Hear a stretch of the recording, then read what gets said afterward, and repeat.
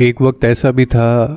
جب مجھے لگتا تھا کہ اتنی تکلیف ہے کہ مجھے سانس تک نہیں آ رہا،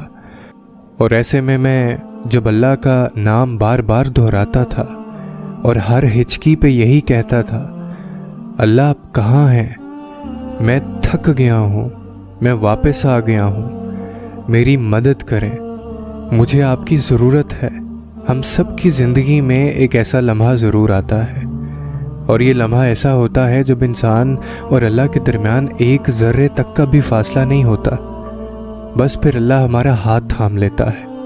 اور ہمیں تمام تکلیفوں سمیت اپنی آغوش میں چھپا لیتا ہے۔ اور یاد رکھو کہ اللہ دعائیں کبھی بھی رد نہیں کرتا، بات صرف اتنی سی ہے کہ وہ ہر چیز بہتر صورت میں ہمیں عطا کرتا ہے۔ پھر کیوں بھول جاتے ہو کہ جب وہ کن کہتا ہے تو دنیا کی ساری طاقتیں متحد ہو جاتی ہیں،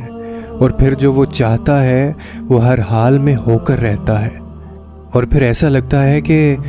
جیسے اللہ کو معلوم ہوتا ہے کہ اس کا بندہ کب اسے پکارے گا، کب اس کی طرف دوڑ کر جائے گا، کب بے چین ہو کر یا اللہ بلائے گا۔ وہ انتظار کر رہا ہوتا ہے تمہارا۔ کبھی سنی ہے ایسی محبت جو فجر سے پہلے 7ویں آسمان پر نور کی مانند ہوتی ہو، خود پکارتی ہوئی دعائیں قبول کرنے کے لیے تمہیں بلاتی ہوئی، اور تب جو اس کی آواز پر لبیک کہتے ہیں نا، اور ان کے لیے وہ اللہ سے میرا پیارا اللہ بن جاتا ہے، دوست، مددگار، سننے والا، غم دور کرنے والا اللہ پاک بن جاتا ہے۔